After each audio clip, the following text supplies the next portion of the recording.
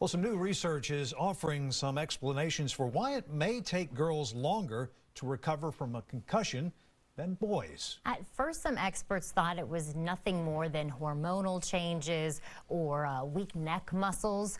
But now research suggests that something else is to blame. Our Sally Hernandez talked to a local pediatric neurologist about the findings.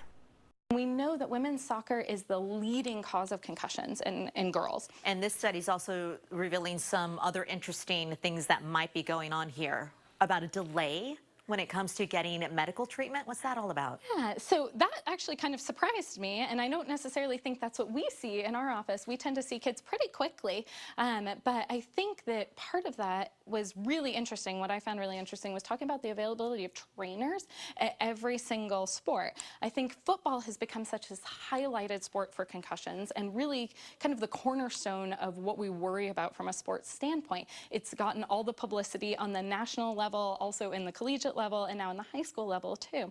But we don't think about kind of what they term in college as like the poorer funded sports. So that tends to be, unfortunately, women's athletics. When it comes to the study talking about how maybe there are just not enough trainers on the field to recognize the sign of a concussion, is it that, or is it that also females just don't know the symptoms of it and don't want to go see a doctor right away?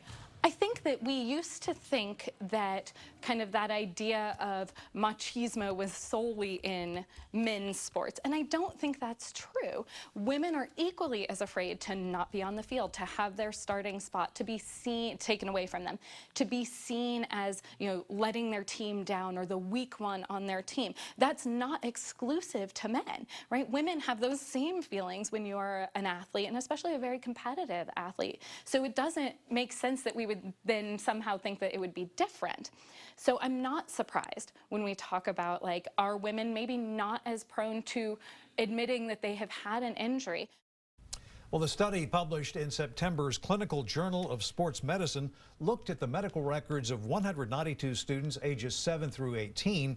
Researchers found the median number of days it took boys to see a specialist for their concussion was 9 days, but it took girls 15 days to seek treatment.